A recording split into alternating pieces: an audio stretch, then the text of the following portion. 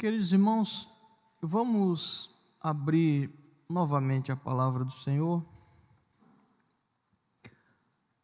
Vamos ler no Evangelho segundo escreveu João,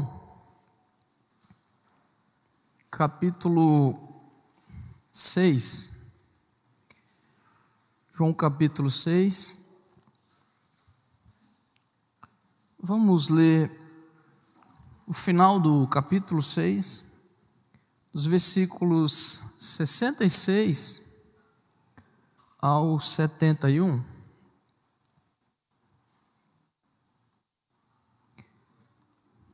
A palavra do Senhor nos diz assim: desde então, muitos dos seus discípulos tornaram para trás e já não andavam com ele. Então disse Jesus aos 12: quereis vós também retirar-vos? Respondeu-lhe, pois, Simão Pedro: Senhor, para que iremos nós? Tu tens as palavras da vida eterna. E nós temos crido e conhecido que tu és o Cristo, o Filho de Deus. Respondeu-lhe Jesus: não vos escolhi a vós, os 12, e um de vós é um diabo. Isso dizia ele de Judas Iscariotes, filho de Simão, porque esse o havia de entregar, sendo um dos 12. Convido os irmãos mais uma vez a orarmos sobre esta palavra, para que Deus possa nos iluminar e trazer edificação e consolação. Deus, nos dirigimos a Ti pela Tua graça, pela Tua misericórdia, pela Tua bondade. Pedimos, Senhor, que o Senhor fale conosco nessa palavra. Fale conosco, Senhor, nos corações mais simples aos mais entendidos. Usa a Tua palavra, Senhor, para a edificação, para a consolação das Escrituras. A Tua palavra é um bálsamo, é um remédio. A Tua palavra é a orientação para nós, é um instrumento que o Teu bendito Espírito Santo usa para nos edificar na fé verdadeira do Teu Evangelho. Usa a Tua palavra para direcionar ao que está no caminho torto, para que se emende diante de Ti. Que o Senhor fale conosco na Tua palavra, seja para consolar, seja para nos repreender, se precisarmos.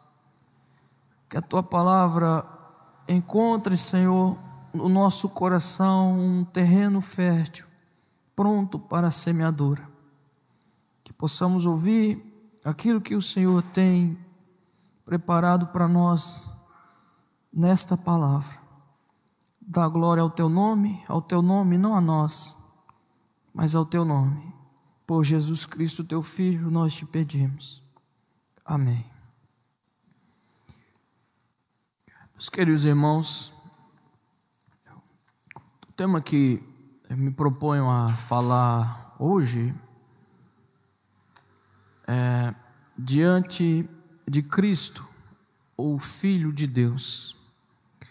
E louvo a Deus pelas falas do Rodolfo e pela colocação, pelo esclarecimento da letra da música, porque fala sobre o Filho de Deus. Diante do Filho de Deus, quero dizer, a presença de Cristo.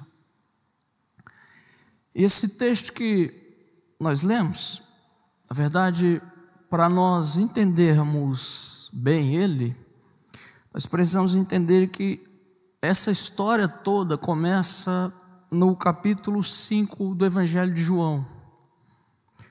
Se os irmãos repararem, no capítulo 5, Jesus cura um cego de nascença.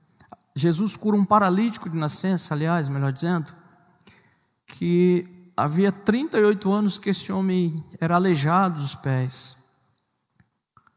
Quando o Senhor cura esse cego, ele realizou essa cura num dia de sábado. E como vocês sabem, o povo judeu era muito meticuloso acerca do sábado.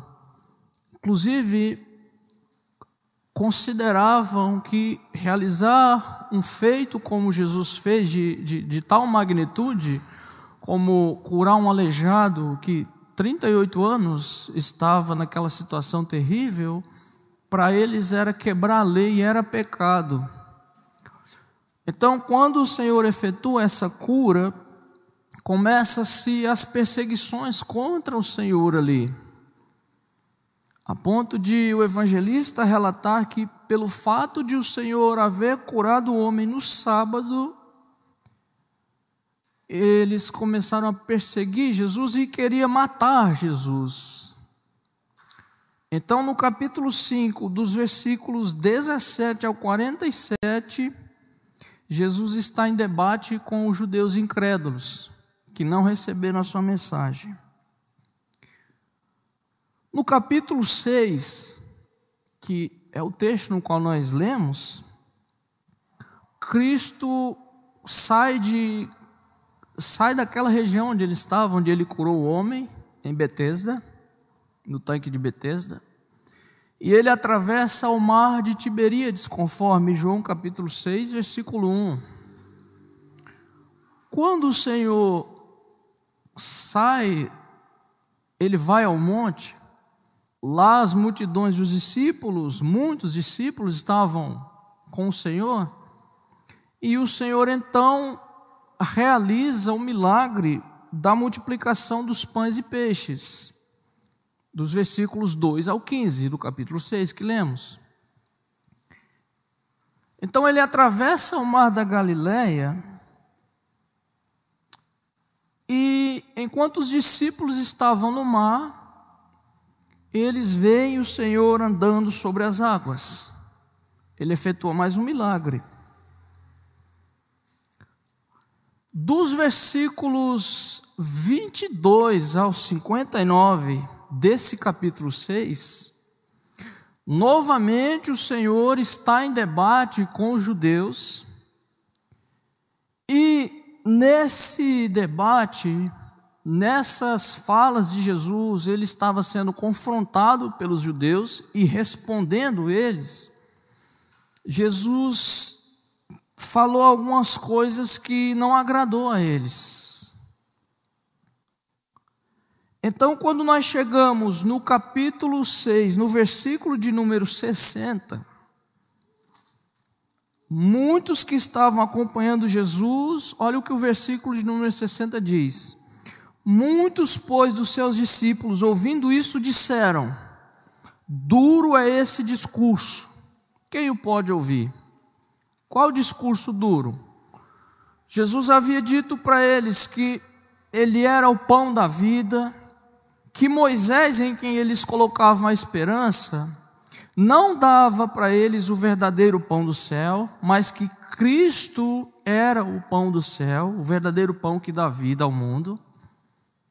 Jesus disse que o seu corpo é verdadeiramente comida e o seu sangue é verdadeira bebida, no capítulo 6, nos versos que estão imediatamente antes aqui desse texto que nós lemos. Todas essas falas de Jesus não caiu bem para a maioria deles. Então foi quando eles disseram: duro é esse discurso, quem pode suportar? Quem pode ouvir uma pregação dessa? Então nós chegamos no texto que lemos, onde Jesus estava com os 12, e vocês notaram que no texto que eu li, que nós lemos, um deles, Jesus diz, é um diabo, era Judas, o traidor. Mas aqui há uma declaração muito interessante do apóstolo Pedro, quando ele diz: para quem iremos nós? Tu tens as palavras da vida eterna, e nós temos crido e conhecido que tu és o Cristo, o Filho de Deus. Então os apóstolos, eles estavam diante do Cristo, o Filho de Deus. E a pergunta que nós devemos fazer é: qual é a nossa ação, a nossa atitude, a nossa relação diante de Cristo, Filho de Deus? É que eu elenquei 3 pontos aqui para nós tratarmos desse texto. Em primeiro lugar, o texto nos fala de direção. Direção. Qual a nossa direção em relação às palavras de Jesus Cristo? Qual que é a nossa... Como que nós vamos receber a palavra do Senhor Jesus na nossa vida? O texto fala de decisões, de ações. O que muitos fizeram. Vejam no versículo de número 66 que nós lemos. Desde então, muitos dos discípulos tornaram atrás e já não andavam com ele. Por que que eles deixaram Jesus? Do contexto que eu citei. Porque em João 6, versículo 60, disseram: duro é esse discurso. Quem pode ouvir? Quem pode suportar uma pregação dessa, Jesus? Dessa vez o Senhor extrapolou os limites. O texto fala de direção, de caminho, de norte. Muitos, depois que ouviram a palavra de Jesus, eles voltaram atrás. Eles até estavam caminhando com Jesus, estavam gostando das palavras de Jesus. Estavam gostando. Eles estavam acompanhando Jesus. Ora, eles ficavam muito animados quando eles receberam a notícia de que os apóstolos disseram assim: nós estávamos no mar da Galileia andando nos barcos e nós vimos um homem andando sobre as águas no meio da tempestade. Quem? Era Jesus. Eles disseram então: opa, queremos? Quem não quer ser discípulo de um homem que opera milagres sobre a natureza, que rompe com a lei da gravidade e anda sobre as águas? Quem não quer? Eu quereria. Até o Henrique Cristo, se fizesse isso, eu acredito que você andaria com ele, não é? Quem não quer andar? Eles gostavam de Jesus. Quando Jesus vai no monte, vê todo mundo assentado com fome e pergunta assim para os discípulos: essa multidão aí, tem alguma coisa para eles comerem? Está no capítulo 6. O apóstolo Filipe se apresenta e diz: não temos aqui senão 5 pães e 2 peixes. Jesus manda sentar todos e faz o milagre da multiplicação dos pães. Eles queriam Jesus quando Jesus estava fazendo os milagres. Eles queriam Jesus. Eles queriam Jesus que curou o paralítico que havia 38 anos, no capítulo 5, que não andava. Eles queriam. Eles queriam Jesus quando Jesus estava consolando eles, falando das promessas do reino. Eles queriam. Mas, quando Jesus apertou o nó da corda, duro esse discurso. Foram embora. Começaram a deixar Jesus. Qual direção, qual rumo que eles tomaram? Voltaram para trás. Quando o Senhor começou a falar no capítulo 6, nos versos imediatamente anteriores a esses, que quem quisesse segui-lo deveria se alimentar dele, isso é, da sua morte, da sua ressurreição. O seu sangue verdadeiramente é bebida, o seu corpo verdadeiramente é comida. Quando Jesus começou a dizer para eles assim: Moisés não alimentou vocês, vocês põem a esperança em Moisés. Eu verdadeiramente alimento vocês. O meu pão é a minha carne, que eu a darei pela vida do mundo. Quando o sermão começou a contradizer o que eles queriam, aí eles não aguentaram. Aí eles disseram: duro esse discurso, quem é que pode suportar? Meus irmãos, isso nos ensina que esse tipo de seguidor de Jesus são esses que só estão na presença de Jesus Cristo, Filho de Deus, por causa de milagres. São esses que só querem ouvir a palavra do Senhor Jesus na medida em que a palavra agrada a eles. A atitude desses que abandonaram Jesus, que diante das palavras de Cristo, o Filho de Deus, deixaram o Senhor, são aqueles que só querem ouvir o que é agradável ao ouvido. Quando a palavra é boa, é bênção, é consolação, aí eles querem ouvir, não é? São esses que, quando Jesus estava curando, eles estavam juntos. Quando Jesus deu pão para eles e multiplicou, eles amaram. Mas ainda no capítulo 6, quando Jesus disse assim, em verdade eu vos digo, que vocês me buscam, não pelos sinais, mas porque eu vos dei pão, para matar a fome de vocês. São aqueles que só querem as bênçãos. São aqueles que só querem presentes. São aqueles que são como sanguessugas, só querem sugar. Só tem relação quando ganha. São esses. Quando Jesus começou a falar de sacrifício, de renegar-se, de tomar a cruz, de dizer para eles trabalhem pela comida que permanece para a vida eterna, a qual o Filho do Homem vos dá. Aí não, aí duro esse discurso, quem pode ouvir? São esses que não querem as palavras duras do Filho de Deus.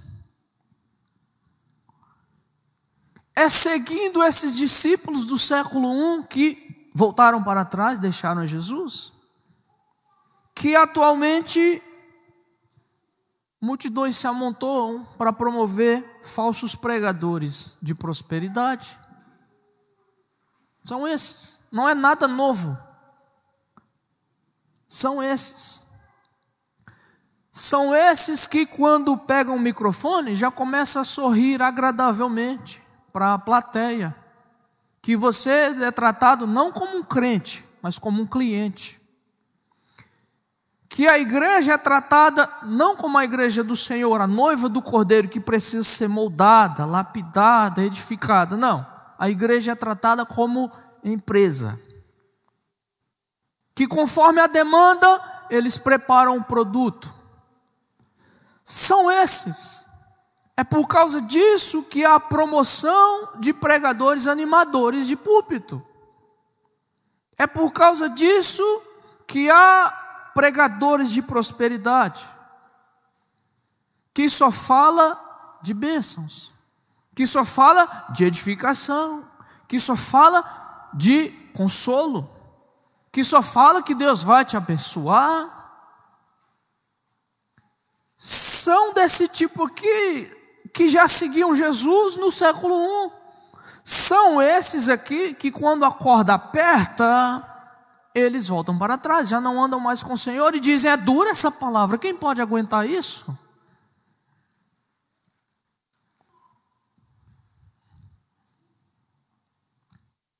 Mas quero lembrar, irmãos, que em Atos capítulo 20, versículo 27, Paulo instruindo aos anciãos e aos crentes da igreja de Éfeso, quando ele está se despedindo, porque então ele iria para Jerusalém, seria preso e provavelmente nunca mais ele veria o rosto daqueles irmãos, pastores e crentes, ele diz assim, eu não vos deixei de anunciar, lembre dessa palavra, todo o conselho de Deus, todo.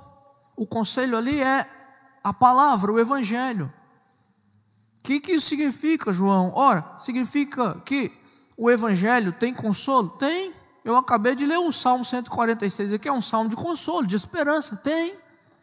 O evangelho é edificação? É óbvio que é. O evangelho é a esperança, é as boas novas da ressurreição. Mas o evangelho não é só consolação. O evangelho não é só amor. O evangelho também é justiça.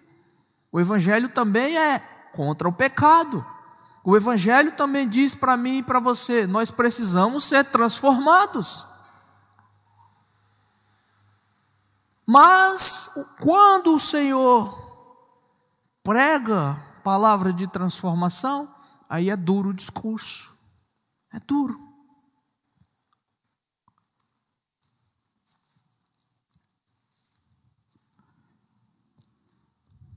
É por isso, meus irmãos, que nós vemos a proliferação de tantas coisas abomináveis e irritantes.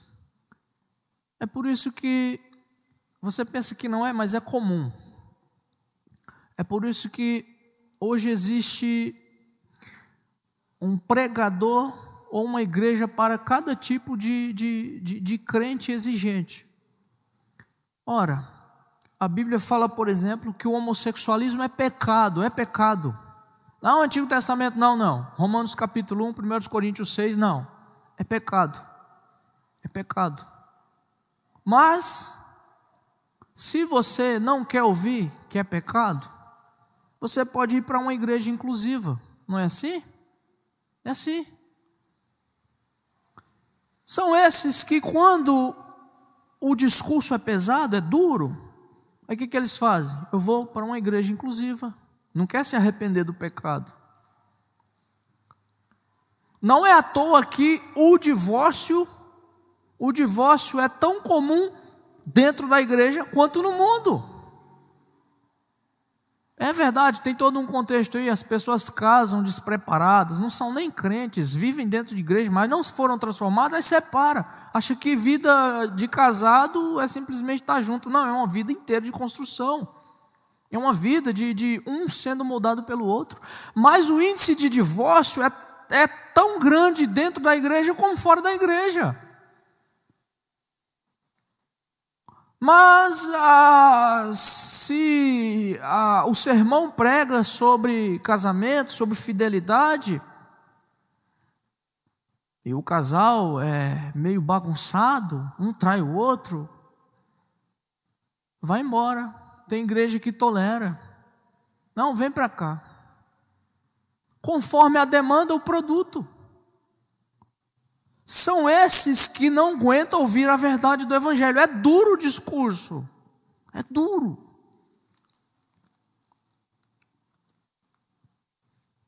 São esses que,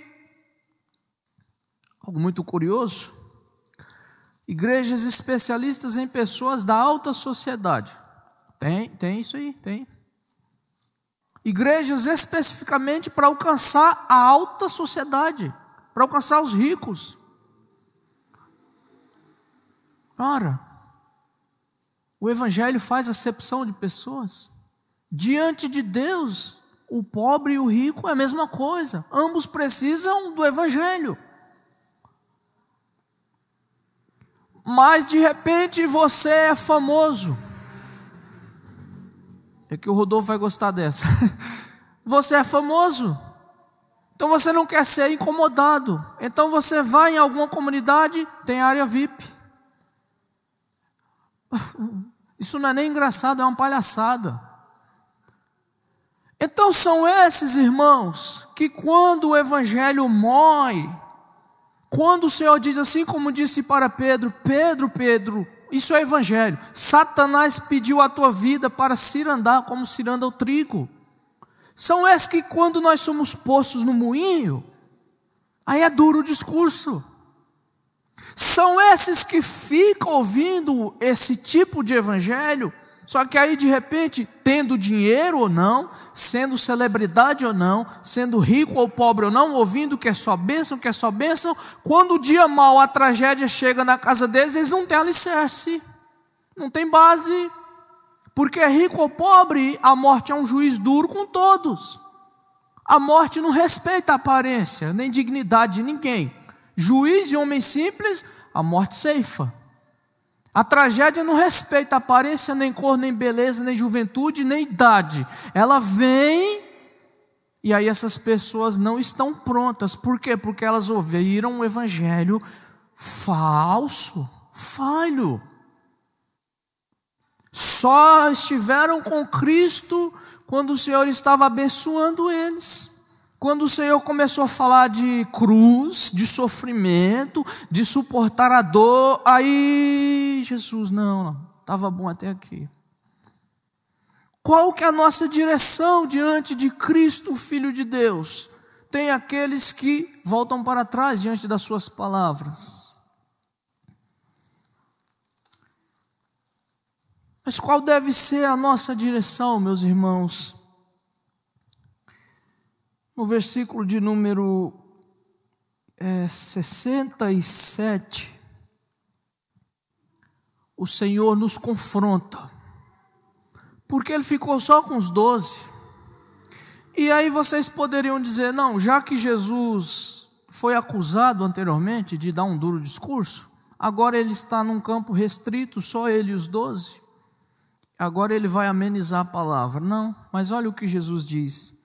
Então disse Jesus aos 12, versículo 67, quereis vós retirar-vos? Vocês querem também? Não amansou não a palavra, não. Não diminuiu não o tom. Eu acredito que o mestre estava verdadeiramente irado aqui, decepcionado com a conduta deles. Não, e tem mais. No versículo 70 ele ainda faz uma revelação bombástica para o círculo dos 12. Não escolhi vocês os 12 e um de vós é um diabo, é um acusador, é um adversário. Você quer um momento mais difícil, mais exigente do que esse? O discurso já estava duro e ele apertou mais a corda ainda e ainda disse, vocês querem ir também? Qual a direção diante das palavras de Cristo que nós tomamos? Os falsos foram embora. Os discípulos, ele ainda chamou a atenção. Vocês querem ir também? Mas no versículo de número 68, Pedro nos mostra que a direção é ficar com as palavras do Filho de Deus. Porque Pedro diz, para quem iremos nós, Senhor? Tu tens as palavras da vida eterna. O texto fala de caminho, de norte. Haja o que houver, irmãos, aconteça o que for, haja bondade ou escassez, haja riqueza ou pobreza, haja doença ou saúde plena, Pedro nos diz assim, Senhor, eu não tenho para onde ir, para onde eu vou? Tu tens as palavras da vida eterna. Diante das palavras do Filho de Deus, a direção da igreja é ficar com todo o conselho de Deus, é acatar tudo que Ele disse, tudo que o Filho de Deus ensinou, pregou, é nosso. Nós abraçamos a palavra do Senhor e diferente daqueles que vão embora quando a palavra dura vem, quando a tempestade vem, quando a dor vem, quando as raízes são abaladas, nós devemos ficar firmes. Haja o que houver. Haja o que houver. Até lembrei daquele hino. Se Cristo comigo vai, eu irei. Vamos com o Senhor. Vamos ouvir a palavra do Senhor. Esqueça esse evangelho aí que só dá bênção. É um evangelho falso. Não é evangelho, isso é uma perversão. A direção que nós devemos ter é ficar com o Mestre, com o Cristo, o Filho de Deus. Apocalipse capítulo 2, versículo 10, escrevendo para a igreja de Esmirna, uma igreja que estava sendo perseguida. o Senhor diz: sê fiel até a morte e dar-te-ei a coroa da vida. Quando a igreja estava sendo apertada, a igreja de Esmirna, sobre a perseguição cruel de Roma no século I, o Senhor escreve e diz: olha, você vai ter tribulação aí, vão matar muitos crentes aí em Esmirna, vão queimar irmãos aí, vão fazer muitas testemunhas, muitos mártires aí. Sejam fiéis até a morte, vocês vão ser coroados com a vida eterna. E aqui Pedro diz: para quem iremos nós? Tu tens as palavras da vida eterna.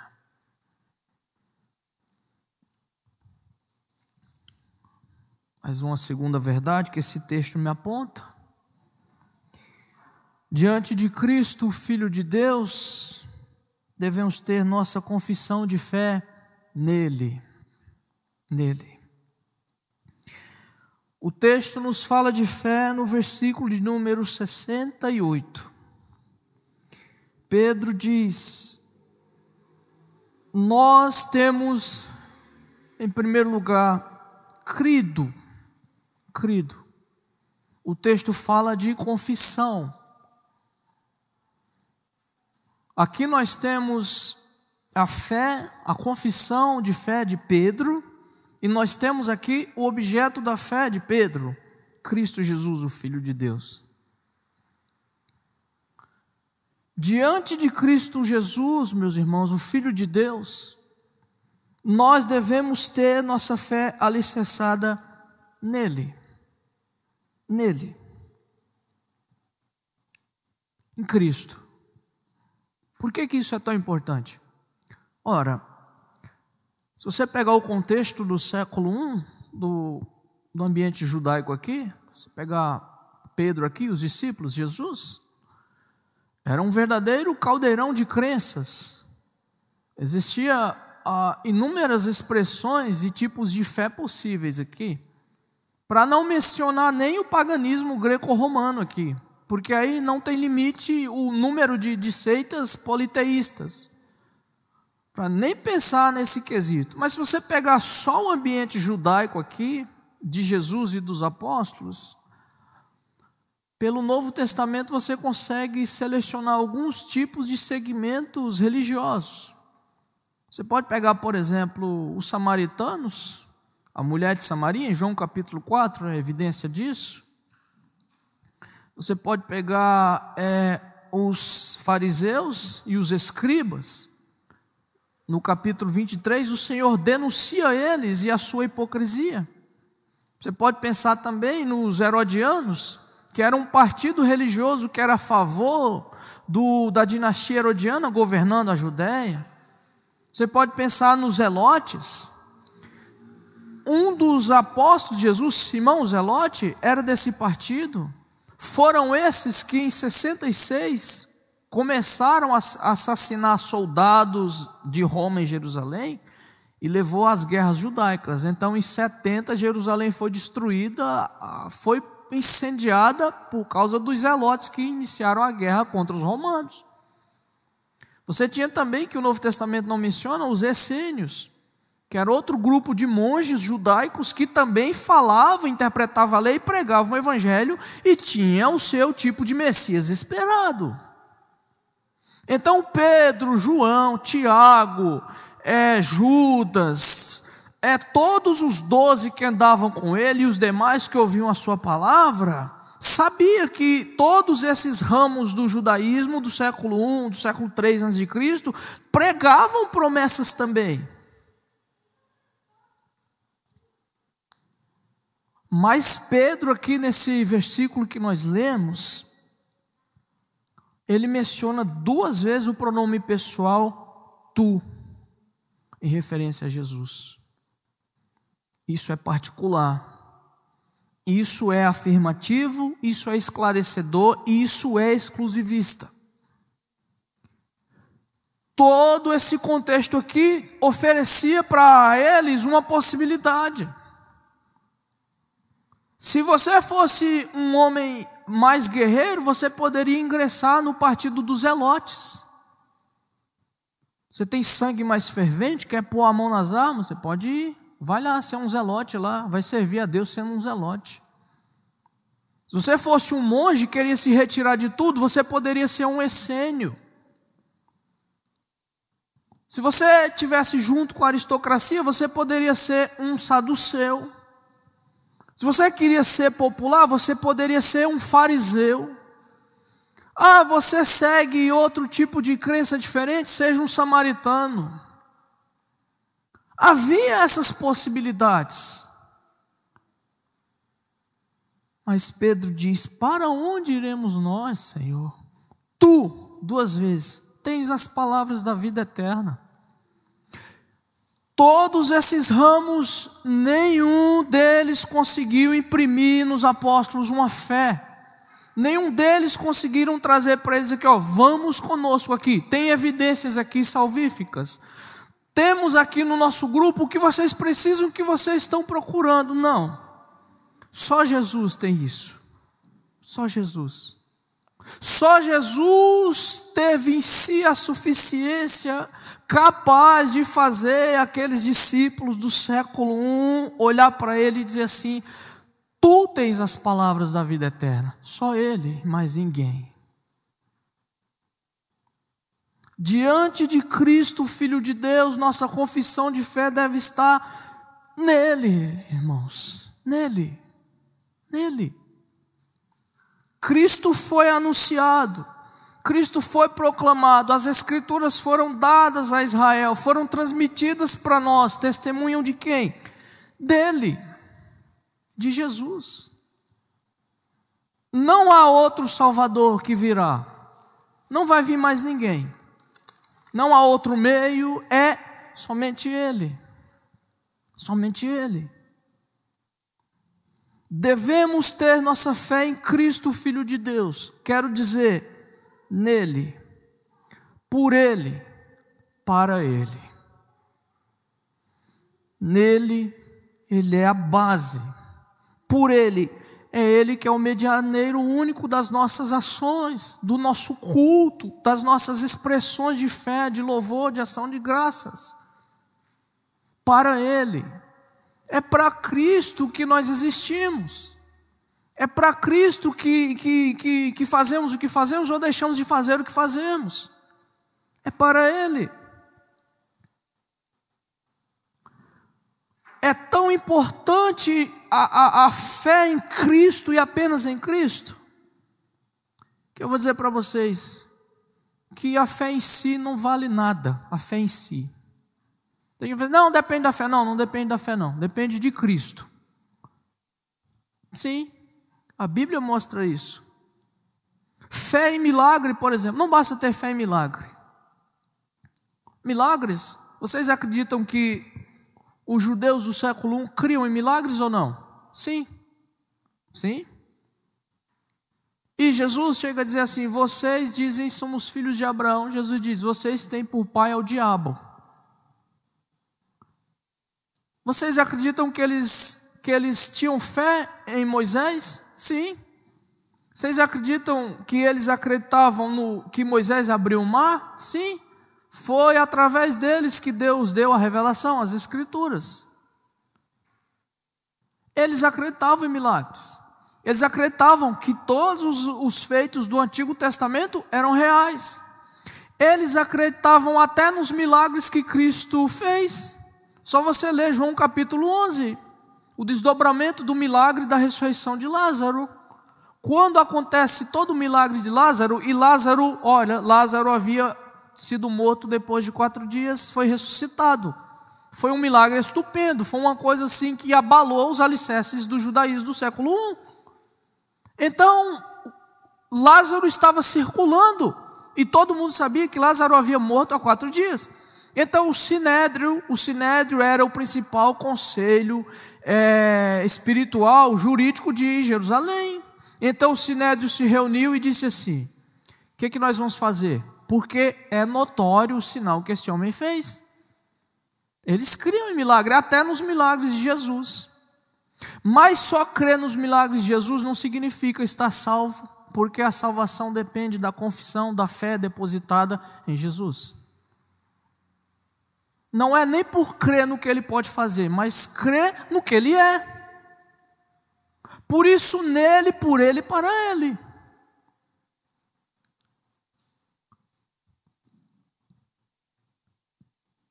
A nossa fé não pode depender de sinais.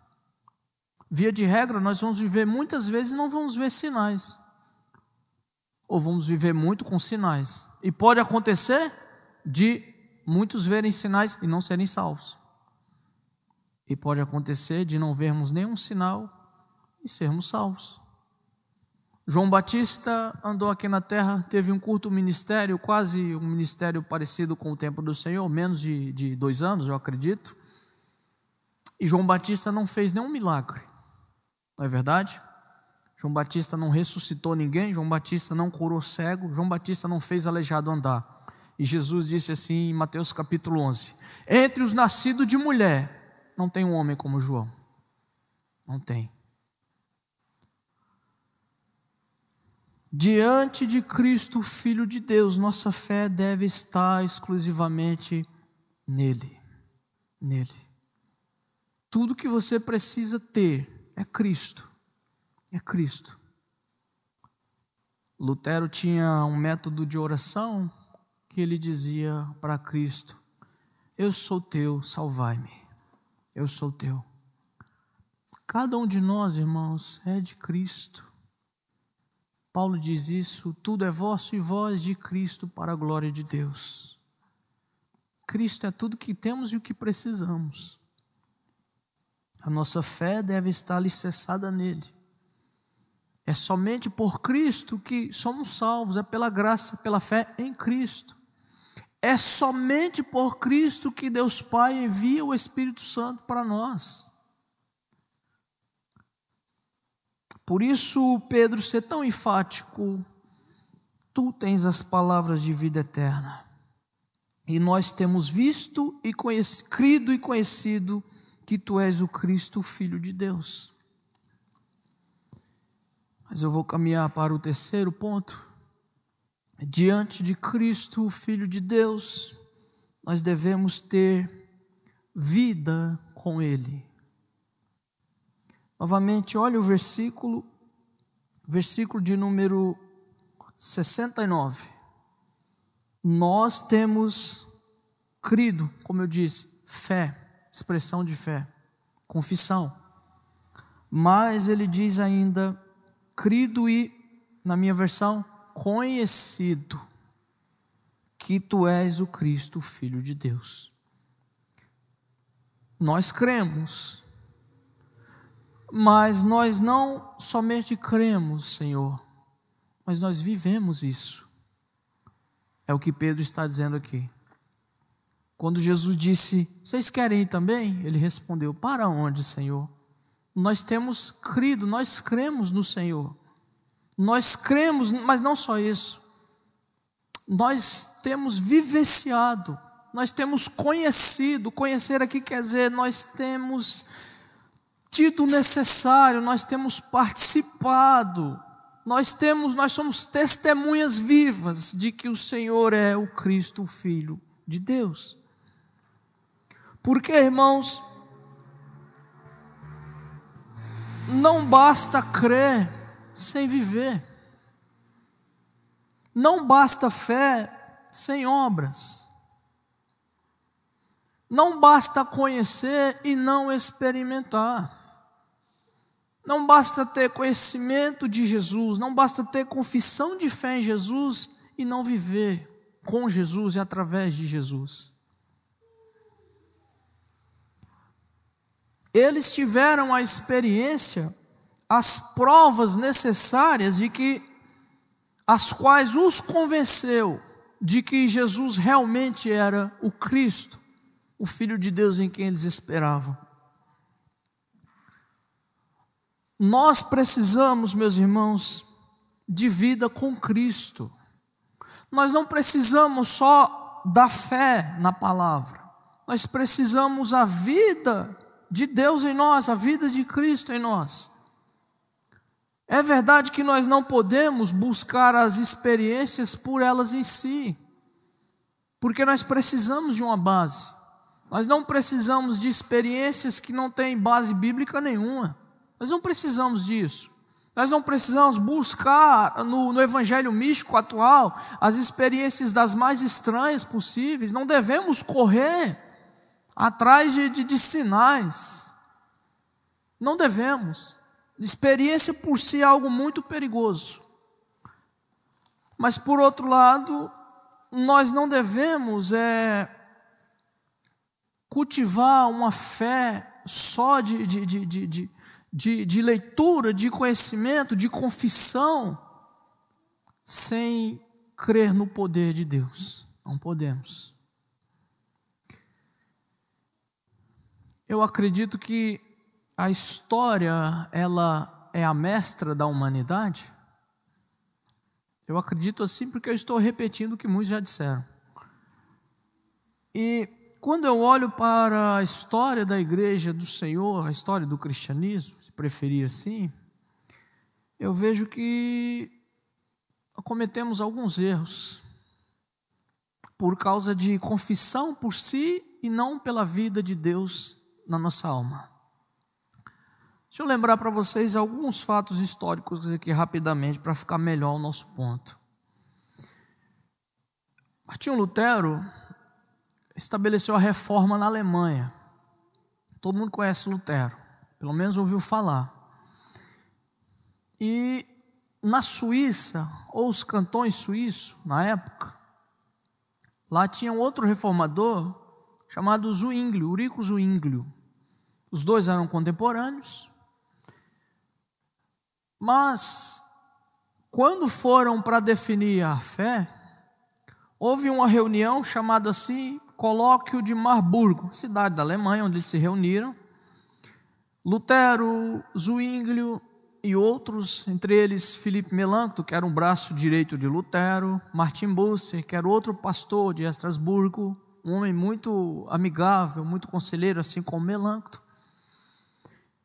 E eles se reuniram para tentar uma concordância e tentar ambos lutarem pela fé do Evangelho contra a tirania da Igreja Católica Romana. E o principal ponto de discórdia deles foi sobre a questão da ceia do Senhor. Ora, quando eles falavam assim, nós devemos nos estados aqui tirar a missa, eles concordaram. Não vai ter mais missa na Alemanha nem na Suíça. Quando eles diziam assim, devemos celebrar a ceia do Senhor em duas espécies, isso é, pão e vinho. A Igreja Romana, há algum tempo, não sei se ainda é assim, ela só celebrava com a hóstia, né? Não celebrava o vinho junto, que era para não derramar o sangue, né? Tinha uns caras descuidados e derramavam lá eles creem na transubstanciação. Então Lutero e Zwinglio, eles concordaram, não, vamos celebrar ambas as espécies na ceia. Mas quando chegou na questão de dizer como está presente o corpo de Cristo nos elementos, aí a concordância dos dois foi por água abaixo. Estamos falando de dois grandes reformadores, Zwinglio e Lutero. Lutero dizia que o corpo de Cristo e o seu sangue verdadeiramente está presente nos elementos. Zwinglio dizia, não está não, é só simbólico. Então aí um olhou para o outro assim e falou, não. Zwinglio olhou para ele e disse assim, você ainda é muito romanista. Lutero olhou para Zwinglio assim e falou, não, você é liberal demais. E aí não houve concordância. Depois o desdobramento disso foi que não se uniram, então muitas cidades protestantes cederam, perderam guerras, porque nessa época a guerra por religião era algo comum. Então veja que por causa de ortodoxia em si, dois grandes exemplos perderam o amor, perderam a fé, o poder. Não poderia dizer assim, não, que importa isso? Depois a gente decide isso. Vamos considerar isso aí supérfluo, né? E vamos nos unir por uma causa maior. Mas não. Mas aí piorou a situação. Lutero e Zwinglio estão no século XVI. No século XVII, a geração seguinte foi pior ainda. O século XVII é chamado assim, a escolástica protestante. O que é isso aí? É questão de ficar brigando pelas minúcias da fé para definir a fé por si. E aí você tinha alguns grandes homens na época. Do lado luterano você tinha Johann Gerhard, que definiu toda a ortodoxia luterana. Do lado reformado você tinha um homem chamado François Turrentini, que hoje já tem publicados no Brasil muitos escritos dele. Mas o que essas pessoas faziam? Elas buscavam as minúcias no texto para provar uma coisa que não tem relevância nenhuma, que de fato é importante, tem seu lugar, tem seu momento. Mas sabe o que aconteceu? Gerou-se uma ortodoxia fria, cansativa. Você imagina que o homem do campo que trabalha a lavoura a vida inteira, ele vai chegar no culto, vai importar o que para ele? Essas minúcias, ele nem sabe ler às vezes. Não alcançava os corações. O resultado posterior foi o surgimento de outro movimento, que é o pietismo. Aí desembocou no quê? Muitos crentes que só buscavam a experiência. Aí saíram aqui da briga, da ortodoxia fria, cansativa. Vamos definir a fé de que maneira? Vamos pegar as minúcias aqui, vamos pegar cada detalhe aqui para provar que o nosso ponto de vista é certo. Aí muita gente, a geração seguinte, não gostou disso e falou, não, nós precisamos de vida. Aí teve muitos problemas depois, vieram muitas seitas e etc. Por quê? O texto diz, nós temos crido e conhecido. Fé verdadeira gera experiência verdadeira. Eu não acredito que o evangelho ortodoxo, ele esfria. Não, ao contrário, ele gera fervor, não é? A palavra de Deus, ela bem pregada, ela bem definida, ela dá fervor no nosso coração. Ela nos dá ânimo. Mas a palavra não foi feita para mim ficar definindo termos nos quais eu vou vencer meu oponente. Não é para isso que a palavra serve. A palavra serve para nos fortalecer, para nos transformar, para nos dar vida. Vida. Quando Pedro fala, nós temos conhecido, ele está falando, nós andamos com o Senhor. Nós estamos, Senhor, entre aqueles que, quando o Senhor partiu o pão, nós te conhecemos. Não está nem aqui no esboço aqui, mas o Rodolfo falou. Nós estamos entre aqueles, Senhor, que a caminho de Emaús, nós estávamos decepcionados, nós íamos conversando. Mas quando o Senhor partiu o pão, nós começamos a lembrar que é o Senhor que esteve conosco. É o Senhor que quando falava ardia os nossos corações. Porque a fé também repousa em vida com Cristo, irmãos. Diante de Cristo, o Filho de Deus, nós devemos ter vida com Ele. Vida com Ele. Vida. A verdadeira religião, disse um puritano, Henry Scougal, é a vida de Deus na alma do homem. Essa é a verdadeira fé. É a vida de Cristo dentro de mim e de você. Nós podemos não ter nada, mas se nós tivermos Cristo em nós, é o que precisamos. É isso.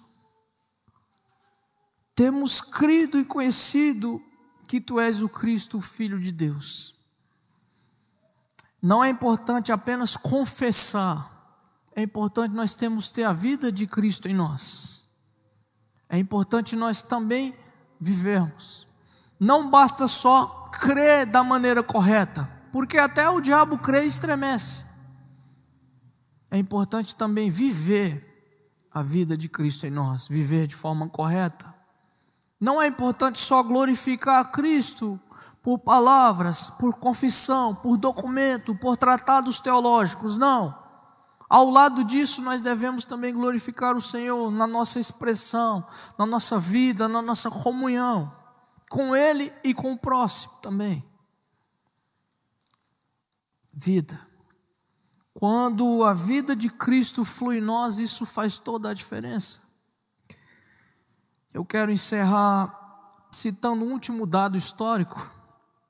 Há um avivamento que é pouco falado, principalmente no nosso meio brasileiro, que é um avivamento que ocorreu nas Ilhas Hébridas da Escócia. Por volta de 1949, aconteceu. As Ilhas Hébridas ficam ao norte da Escócia, um arquipélago pertencente ao Reino Unido, hoje pertence à Escócia, e aconteceram ali 3 grandes ondas de avivamento, em 1949, em 1952 e 1957 ali. Toda aquela região ali foi convertida ao Evangelho. Mas quando o pregador que Deus usou ali, que é um presbiteriano chamado Duncan Campbell, quando ele chegou na ilha e os anciãos ali foram receber ele, irmã Clarice, um dos anciãos perguntou assim para ele assim: Senhor Duncan, o senhor está andando com Deus? Sabe por que não temos mais sinais, talvez? Sabe por que nós não temos muitas conversões? Porque talvez nos falte vida com Deus, nos falte a vida de Cristo em nós. Porque muitas vezes nós resumimos a fé cristã apenas a culto, mas Cristo deve estar relacionado em todas as nossas expressões de vida. Nós devemos buscar cada oportunidade de mostrar a vida de Cristo em nós aí. Quando a vida de Deus pulsando em nós, a vida de Cristo, Filho de Deus em nós, quando nós não somente cremos, mas conhecemos Cristo, muda totalmente a situação. O avivamento que se registra nesses lugares, meus irmãos, é uma coisa linda de se ler, de se contemplar, de se imaginar. As pessoas se reuniam para orar. Quando você olhava assim em casas, famílias campesinas, famílias agricultores, você olhava nos celeiros à noite, irmã Clarice, os celeiros estavam acesos. Sabe o que os irmãos estavam fazendo? Eles estavam orando. Os irmãos vinham para o culto sem ninguém fazer propaganda. O Espírito Santo de Deus desceu ali de maneira profunda. Eles vinham para o culto e alguém perguntava: como você chegou aqui? Eles diziam: eu não sei, mas o Espírito Santo de Deus me trouxe até aqui. Conversões, muitas conversões. Homens fortes e robustos confessavam seus pecados. Ladrões devolviam o que eles haviam roubado. Homens que tinham crimes confessavam, se entregavam às autoridades. Havia perdão, havia luvas brancas, havia tudo. Mas eu não esqueço esse dado que o escritor Wesley Dewey diz no seu livro. Quando Duncan Campbell desembarcou na ilha, um dos anciãos perguntou assim: o senhor está andando com Deus? Porque havia vida de Deus nele. Não somente nos irmãos que ali estavam orando por um avivamento, não somente ali naquelas ilhas, naquelas vilas ali onde o poder de Deus desceu, mas também havia nele. A pergunta é: eu e você temos vida com Deus? Nós temos a vida de Deus em nós, irmãos? Nós temos. Porque se essa vida de Cristo flui em nós, se nós não somente crermos na palavra, tem que crer no evangelho correto, mas tem que ter essa vida do Espírito, a vida de Cristo em nós. Tem que ter essa experiência que é a vida do Senhor em nós. Amém, meus irmãos? Quero convidar os irmãos a ficar em pé, e os irmãos do louvor. Espero que a palavra tenha falado com os irmãos. Vamos orar. Senhor amado, diante do Teu Filho Jesus Cristo, nos leve pelo poder do Teu Espírito Santo a tomar a direção, Senhor, que Te agrada, que é estar com o Mestre em toda a Sua palavra, seja ela uma palavra dura ou uma palavra de edificação e consolação. Nos leve, Senhor, a ter nossa fé, nossa confissão somente no Teu Filho amado. E também nos leve a presenciar Cristo em nós, a Tua vida em nós, Senhor, o poder do Teu Espírito Santo em nós, fluindo a vida de Cristo em nós. Como os apóstolos viveram, Senhor, nós queremos viver a Tua vida em nós, queremos andar com o Senhor. Em nome de Teu Filho Jesus Cristo amado. Amém.